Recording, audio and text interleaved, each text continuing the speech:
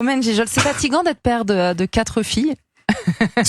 Franchement, ça l'est dans un sens, mais c'est passionnant. C'est vraiment passionnant. Je veux pas mentir parce que moi, j'ai quand même grandi. J'étais le quatrième. J'avais 3 grands frères. J'ai eu une sœur après. J'ai eu des demi-sœurs.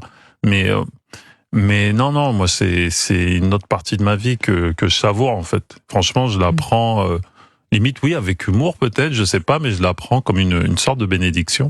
D'ailleurs, dans votre film, les personnages féminins sont vraiment des personnages forts. Bon, votre personnage est fâché avec sa fille, sa femme lui tient tête. Enfin, on sent que vous avez un profond,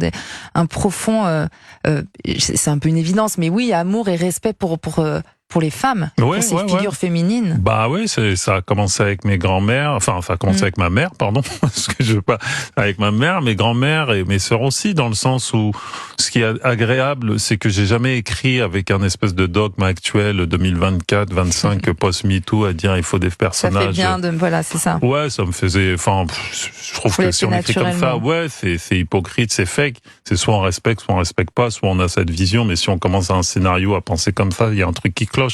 Donc j'étais assez content en fait de le constater, parce que je l'ai vraiment constaté au final, de limite un peu au montage. Je me suis dit putain, finalement je m'en rendais pas forcément compte, et c'est vrai qu'au montage, quand on assimile quand tout est monté, je me suis dit les femmes elles sont plutôt bien loties, et puis j'étais plutôt flatté par rapport à la vision que je pouvais donner, que t'es quand même loin des clichés ou autres quoi.